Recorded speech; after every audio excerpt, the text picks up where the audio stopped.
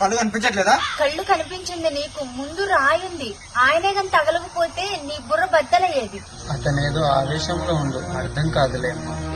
అదేంటో తెలుసా? ఐఫోన్. ఎందుకు తెలియదు? కొందరు సెల్ ఫోన్ అన్నారు, కొందరు ఆండ్రాయిడ్ ఫోన్ అన్నారు, ఇప్పుడు నువ్వు ఐఫోన్ అంటున్నావు. ఫోన్లు ఎన్నైనా నెట్వర్క్ మాత్రం ఒక్కటే. మరి నెట్వర్క్ ఒకటే అయినప్పుడు మరి ఈ నెట్వర్క్ ఆ నెట్వర్క్ అని ఇన్ని పేర్లు ఎందుకు? ఇదేంటి? మొబైల్.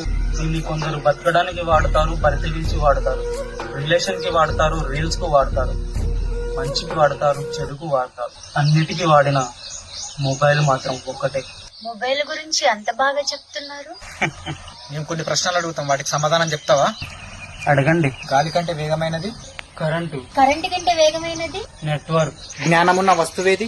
మొబైల్. మొబైల్ కి ఉండకూడదు? లో బ్యాటరీ. ఉండాల్సింది? Unlimited data.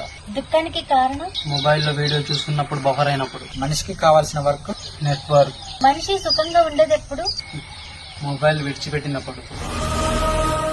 మనిషి మొబైల్ ఎప్పుడు విడిచిపెడతాడు? మరణించాక.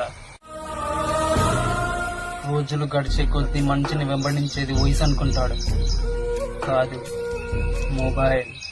మొబైల్ అని ఎందుకంటున్నానంటే మనిషి జీవితంలో 90% మొబైలే ఉంది, మనిషి లేదు. ఏ విష్ణు ఆగు.